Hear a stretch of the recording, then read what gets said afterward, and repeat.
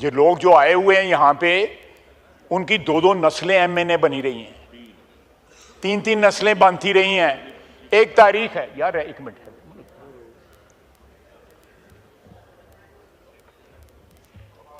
जनाब यहाँ पे क्या कहने हुआ, यहाँ पे कहा जा रहा है कि जी बानी पीटीआई की, वो उनकी हमशीरा भी कैद हैं, उनके वाइफ भी कैद हैं, वो भी कैद हैं, मियाँ नवाज शरीफ भी कैद, उसके साथ उसका भाई बैठा हुआ है वो भी कैद था, पीछे भतीजा बैठा हुआ है वो भी कैद था, इसकी बेटी भी नवाज शरीफ की भी कैद थी, एक और भतीजा था वो भी कैद था, मैं वर्कर था मैं भी कैद था, आसन इकबाल वर्कर था वो भी कैद था।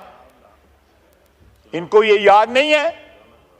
राना सनाउल्लाह साहब बैठे हैं वो भी कैद था, शाहिद अब्बासी भी कैद था, मिफ्ता भी कैद था, इनको वो याद नहीं रहे? साद रफीक कैद था, हनीफ अब्बासी साहब कैद थे, ये लोग याद ना रहे इनको? इनको कोई हया आनी चाहिए जब ये अपने बंदे गिनते हैं।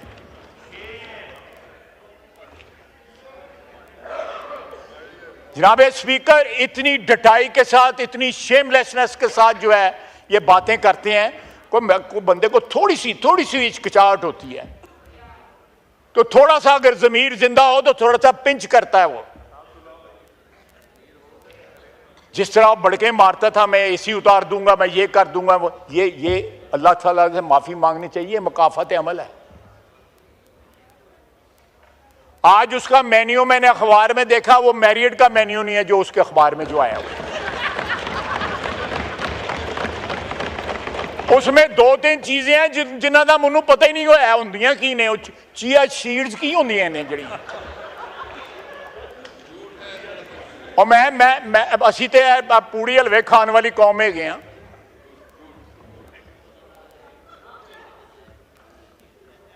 और देसी मुर्गी तो अजकल लभदी नहीं, पता नहीं उन्होंने कितों लभदी पिएगी। ये देखें, ये नखरे देखें, नखरे देखें। और रान तनवीर कह रहा नाल करतूता देखो। जनाब स्पीकर, को खुदा का वास्ता है, को थोड़ा सियासत में कुछ सच जो है उसको भी इंजेक्ट कर दें अपनी सियासत में, को असूल को भी इंजेक्ट कर दें। असद कैद साहब ना बोलो एवं, फिर मैं किसी होर पासे टुर पावांगा। मैं तुहाडे घर बैठ के ISI दे नाल असीं मीटिंगां करते रहेगी। अब इनको फौज को गालियां देते हैं। मैं मेरे ऊपर ये नाम है सारे।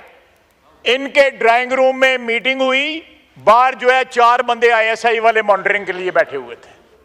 ये जमहूरी हैं, ये जमहूरियत की बातें करते हैं। नहीं, हम खुद थे वहां पे, मैं तो मानता हूं, हम खुद थे वहां पे।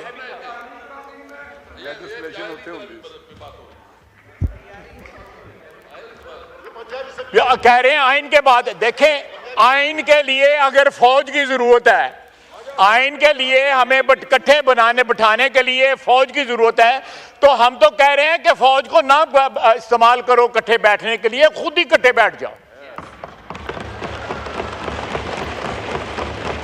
खुद ही इकट्ठे बैठ जाओ। अली अहमद मुस्कुरा रहा है, बात उसको पसंद आई है।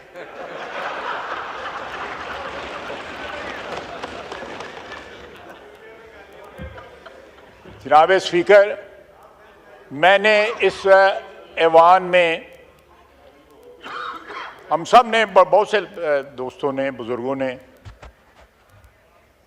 बड़ी बड़ी मुद्दत गुजारी है, लेकिन इतनी शेमलेसली अपनी तारीख भूलते हुए मैंने किसी पार्टी को नहीं देखा। 2 साल हुए हैं, सिर्फ 2 साल हुए हैं। इंशाल्लाह ये वोट, आज वोट को इज्जत दे रहे हैं इसके साथ, ये वोट को इज्जत है। अली अहमद, ये वोट को इज्जत है। वोट को इज्जत जज नहीं देते, वोट को इज्जत ये पार्लियामेंट देती है। ये वोट को इज्जत है। वोट दो, हमें वोट दो, क्योंकि हम वोट को इज्जत दे रहे हैं। हम इलेक्टेड लोगों को इज्जत दे रहे हैं। उन 17 बंदों से पावर लेके ये 350 बंदों को हम पावर दे रहे हैं। Address the chair. जी ख्वाजा साहब।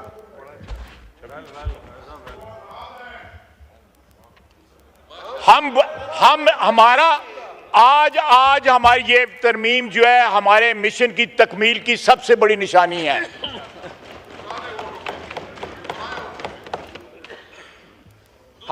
आपका कोई वोट नहीं था, सानू पता है तानू किस तरह वोट मिले सन।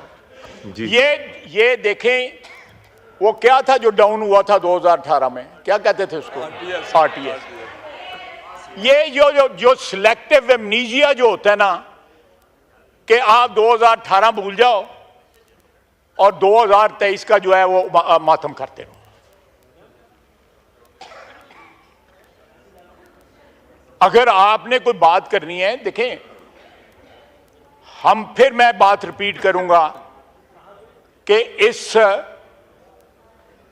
आज जो ईवान में पास होने जा रही है इंशाअल्लाह ताला अल्लाह के फजल से तरमीम जो है वो 17 लोगों से गैर आईनी इक्तदार लेके, गैर आईनी ताकत लेके, गैर आईनी इख्तियार लेके ये वोट को जो वोट से इलेक्ट होके यहां पे जो लोग आए हैं उनको इख्तियार मुंतकिल हो रहा है। 24 करोड़ अवाम को आज ये तरमीम जो है ये एक ऐवान जो को मुंतकिल कर रही है इख्तियार। इससे बड़ी वोट को इज्जत दो क्या है, क्या इससे बड़ी क्या शहादत है। हम ममनून हैं जिन तमाम दोस्तों ने मुतहद होके,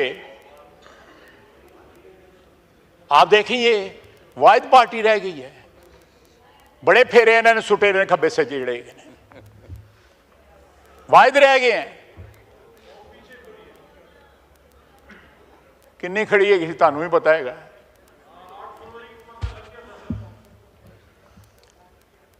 जनाब स्पीकर, मैं लंबी बात नहीं करूंगा, मौलाना ने भी बात करनी है, लेकिन आप मुझसे लहदा में बात कर लें, मैं लहदा बात कर लें। इनका मैंने जनाब स्पीकर आपको याद होगा यहाँ पे एक फौजी ऑफिसर फिरता रहता था, याद है ना? अब नहीं फिरता। नहीं, एक मिनट, अब नहीं फिरता। वो इनके दफ्तर में बैठा होता था। जनाब स्पीकर यहां पे ये कुछ है, एक कर्नल साहब ने इस वक्त बेंच के ऊपर, सुप्रीम कोर्ट के बेंच में वो जज बैठे हुए हैं जिनको कहा था कि मुझे डिस्क्वालीफाई करो, मैं डिस्क्वालीफाई हुआ था। मियां नवाज शरीफ किस तरह डिस्क्वालीफाई हुए थे सारी दुनिया जानती है। उसने एक सेकंड नहीं लाया, एजाजुल हसन ने जो मॉनिटरिंग जज था चुप करके घाट टुर गया। चीफ जस्टिस बनने वाला था, थोड़े दिनों के बाद घर चला गया। क्या बात थी, क्यों घर चला गया? अगर कोई पसली थी, कोई रीढ़ की हड्डी थी, खड़ा रहता। अगर दामन साफ था तो खड़ा रहता, दामन साफ नहीं था। मैं केस भी बता सकता हूं जिनमें उनका दामन साफ नहीं रहा हुआ। If you have something to hide तो फिर यही असर होता है ना कि रातों रात जेड़ा बोरिया बिस्तरा बंद करके तुम घाट टुर जाते हो। वो मुज़ाहिर अली नकवी जो है ट्रकों वाला, वो क्यों घर चला गया?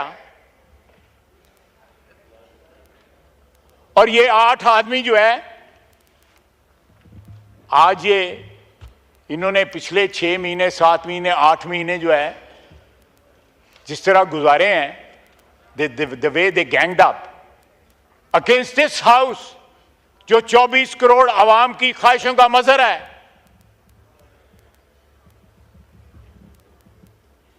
क्या ये आइन हमें यही सबक देता है या मिसाक़े जमहूरियत हमें यह सबक देती है, या इनकी जमहूरी रवायात अगर कोई है तो इनको यह सबक देती है कि सारा सिस्टम, जमहूरी सिस्टम जो है यरगमाल बना ले 8 आदमी बैठ के वहां पे,